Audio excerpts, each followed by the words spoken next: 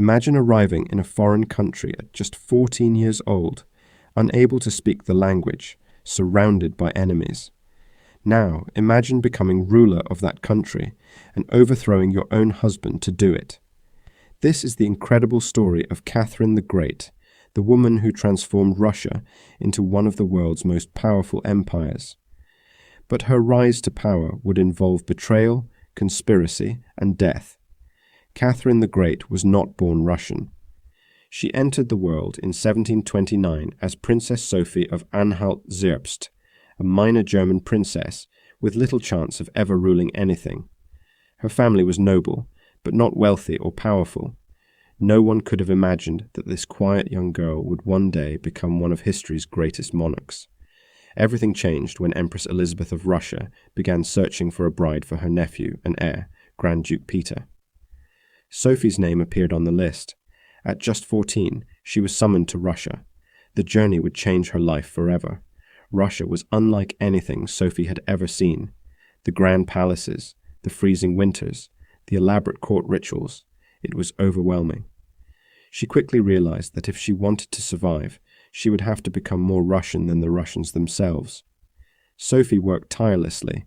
She learned the Russian language, studied Orthodox Christianity, and embraced Russian customs.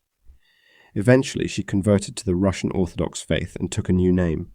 Sophie became Catherine. In 1745, Catherine married Grand Duke Peter. The marriage was a disaster. Peter was immature, unpredictable, and obsessed with military toys. Catherine later described him as childish and emotionally distant. The couple rarely agreed on anything. While Peter spent his time playing with toy soldiers, Catherine devoted herself to education. She secretly read books by Enlightenment thinkers such as Voltaire and Montesquieu.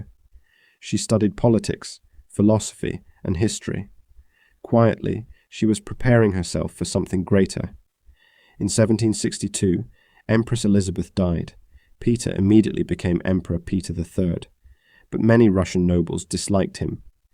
He openly admired Prussia, insulted Russian traditions, and quickly lost support. Danger surrounded the new emperor. Catherine saw an opportunity. With support from powerful nobles and military officers, she launched a coup. On July 9, 1762, Catherine rode through St. Petersburg, gathering loyal troops. Thousands of soldiers pledged their allegiance to her. Peter had almost no support. Without a fight, he was forced to abdicate. Only days after losing his throne, Peter died in captivity. Officially, his death was accidental, but many historians suspect murder. Whether Catherine ordered it remains one of history's greatest mysteries. Now, Empress, Catherine faced enormous challenges. Russia was vast, diverse, and difficult to govern, yet Catherine proved remarkably capable. She modernized administration, encouraged education, promoted the arts, and expanded Russia's territory dramatically. Under her rule, Russia emerged as one of Europe's dominant powers. Catherine loved art and literature. She corresponded with famous philosophers, collected masterpieces, and founded what would later become the Hermitage Museum. She wanted Russia to be seen not just as powerful, but civilized and enlightened. Catherine greatly expanded Russian territory. Through wars and diplomacy, Russia gained access to the Black Sea and expanded westward. By the end of her reign, the Russian Empire had grown enormously. Despite her achievements, Catherine's reign was not without controversy. Many peasants remained poor. A major rebellion led by Yemelyan Pugachev nearly shook the empire, and rumors about Catherine's private life spread throughout Europe.